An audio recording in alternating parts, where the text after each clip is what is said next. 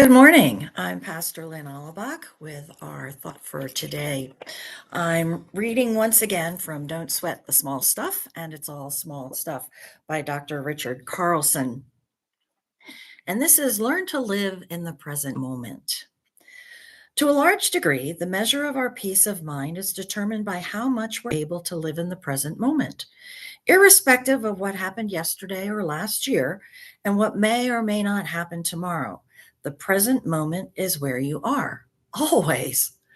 Without question, many of us have mastered the neurotic art of spending much of our lives worrying about a variety of things and all at once.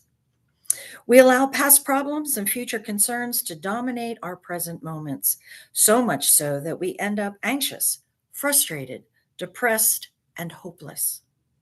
On the flip side, we also postpone our gratification, our stated priorities, and our happiness, often convincing ourselves that someday will be better than today. Unfortunately, the same mental dynamics that tell us to look forward to the future will only repeat themselves so that someday never actually arrives. John Lennon once said, "Life is what's happening while we're busy making other plans." When we're busy making other plans, our children are busy growing up. The people we love are moving away and dying. Our bodies are getting out of shape, and our dreams are slipping away. In short, we miss out on life. Many people live as if life were a dress rehearsal for some later date. It isn't. In fact, no one has a guarantee that he or she will be here tomorrow. Now is the only time we have, and the only time that we have any control over. When our attention is in the present moment, we push fear from our minds. Fear is the concern over events that might happen in the future. We won't have enough money. Our children will get into trouble. We will get old and die. Whatever. To combat fear, the best strategy is to learn to bring your attention back to the present. Mark Twain said, "I have been through some terrible things in my life, some of which actually happened." I don't think I can say it any better. Practice keeping your attention on the here and now. Your efforts will pay great dividends. Now, I don't know, you might be like me. I was raised to be a worrywart, always thinking about what trouble might lie ahead in my life or what trouble might be happening in the here and now that I wasn't even aware of. This type of thinking takes a tremendous amount of energy that could be better spent focusing on living in the present.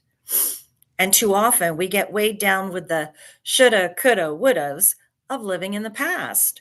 We cannot change the past, although we can learn from it. We cannot predict the future, or we cannot worry about future events because that will not change them. We do well to remember these words of Jesus. Therefore, I tell you, do not worry about your life, what you will eat or drink, or about your body, what you will wear. Is not life more than food, and the body more than clothes? Look at the birds of the air. They do not sow or reap or store away in barns, and yet your heavenly Father feeds them. Are you not much more valuable than they are? Can any one of you, by worrying, add a single hour to your life? And why do you worry about clothes? See how the flowers of the field grow. They do not labor or spin. Yet I tell you, not even Solomon, in all of his splendor, was dressed like one of these. If that is how God clothes the grass of the field, which is here today and tomorrow is thrown into the fire, will he not much more clothe you, you of little faith? So do not worry, saying, what shall we eat? Or what shall we drink? Or what shall we wear? For the pagans run after all these things, and your heavenly Father knows that you need them. But seek first his kingdom and his righteousness, and all these things will be given to you as well. Therefore, do not worry about tomorrow, for tomorrow will worry about itself. Each day has enough trouble of its own. So let us remember, this is the day that the Lord has made. Let us rejoice and be glad in it. And so today, may you find joy in the day that the Lord has given you and give thanks for his generous gift. Again, I'm Pastor Lynn Allebach. Have a blessed day.